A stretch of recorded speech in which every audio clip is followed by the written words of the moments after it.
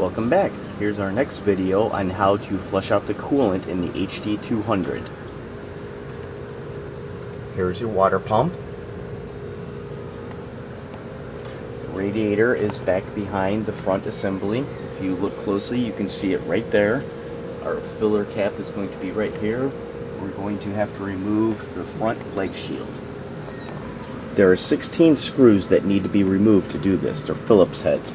1, 2, 3, 4, 5, 6, 7. Right above here on the back side is 8. That's 8 per this side. There's another 8 per the other side. You'll also have to remove the grocery hook bolt that is right in here. It's going to be pretty tight if you've never removed it before. 10mm socket is going to be your best bet. I'm going to have a little bit of a shortcut, removing this to get back to the hidden bolt that's right above here. It comes in from the back way. You've got to take this out on both sides. Again, this is my shortcut, otherwise good luck, you're going to have fun doing that one. If you see below here, here's our lovely hidden bolt that is going to be hard to remove. You're going to have to remove it from the inside of the wheel well. Probably a 1/4-inch socket and a screwdriver attachment on it is going to be your best bet. Since I have the excess hole for the side marker light, I can get right to it. Now that we have all the screws out of the body panel, and also we have the grocery hook out, I'm going to go up to the ignition switch.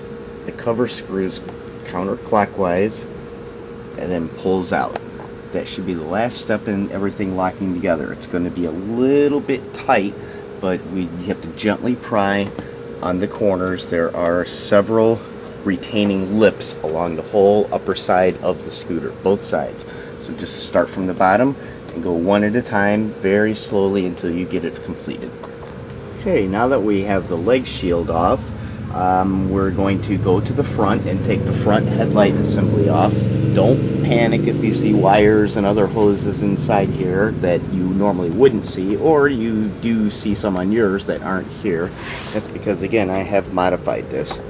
To get to the front screws, we have to go underneath. There's one here and one on the other side.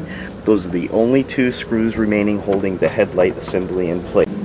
Okay, ran into a little problem. That baby's stripped out. I don't have my roundouts here, but I'm going to be able to work around it. If I remember correctly, the last time I changed the antifreeze, I forgot to change the bolt.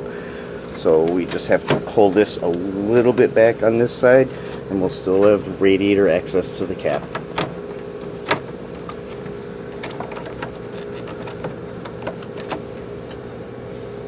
Still full. Reservoir has juice in it, so we're good to go. I like to take the cap off first before you pull the drain plug on the water pump, because if you pull the drain plug on the water pump, let it start draining, then take the cap off, you're in for a big surprise, because that little trickle that you had is going to become a big squirt.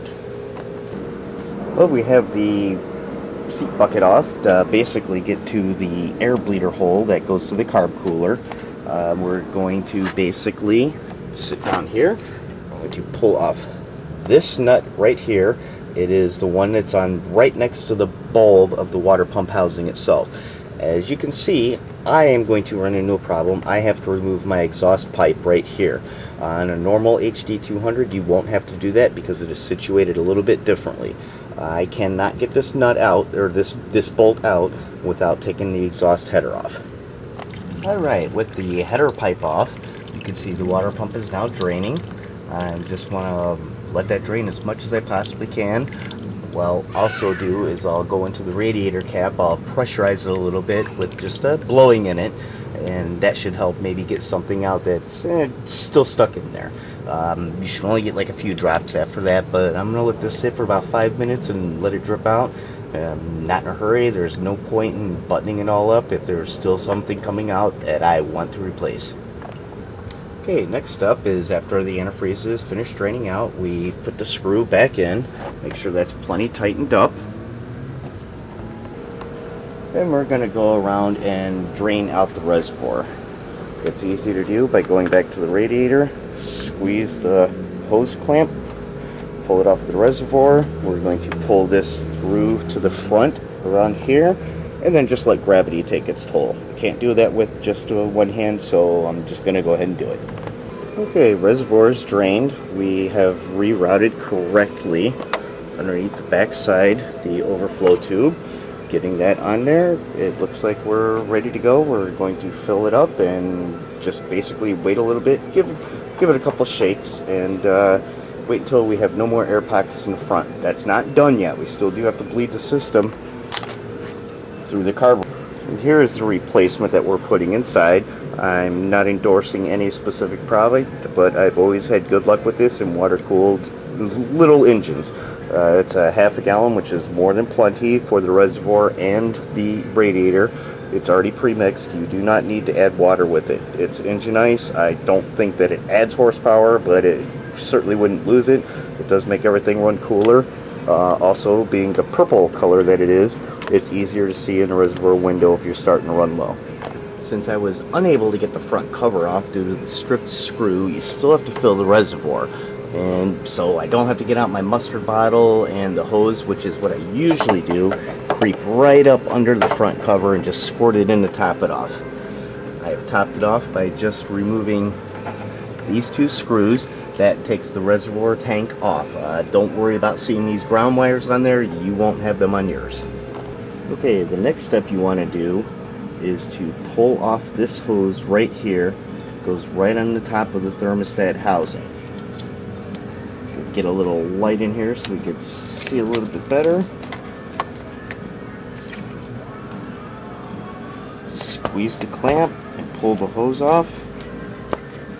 And you'll do that until you see no more air pockets. I have some towels underneath.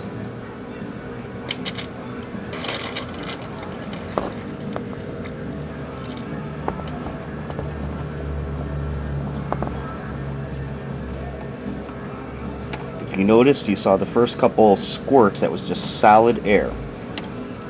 What I'm going to do is fill the radiator back up a little bit and do that a couple more times until you get a solid flow of liquid. It will come out pretty fast and it's going to get messy in there, so make sure you have something underneath to catch it. Okay, I have my exhaust pipe back connected. The bleeder tube is also back connected to the thermostat housing. I have the reservoir filled up. The radiator is filled up. We're going to start it up, bleed out a couple air pockets, let it run for about 5 minutes, and then what we're going to do is cap it up and check for leaks. I've already checked all the hoses. Make sure you check your clamps on this side, check hoses for excessive wear, rubbing through on some frame parts. Even though this is an SYM, anything is possible. It's not cheaply put together. There are 2 hose clamps under here going to the water pump housing right about there. Make sure you check those also. Okay, so we're running right now. We want to check this pipe right here, make sure that it's nice and warm. I don't feel any air pockets surging in here, and it is getting nice and warm, which is good. Once this one starts getting warm too, we know we have a complete flow and the thermostat is open. We're going to let that roll, or let this run until then. Okay, both hoses are nice and warm. That means the thermostat is open and we're getting a cool, even flow all the way through the entire system. Any air pockets now should have been burped already. We're going to cap this up and shut it off, button everything up, go for a ride, and recheck the levels. Okay, we're all buttoned up and ready to go. I've taken it for a test ride, about 5 miles or so, and found no air pockets in there. Everything's all situated, cap is tight, no leaks, reservoir is still in the same position, and that's the end of the flush. Pretty easy. Save you lots of money at the dealer.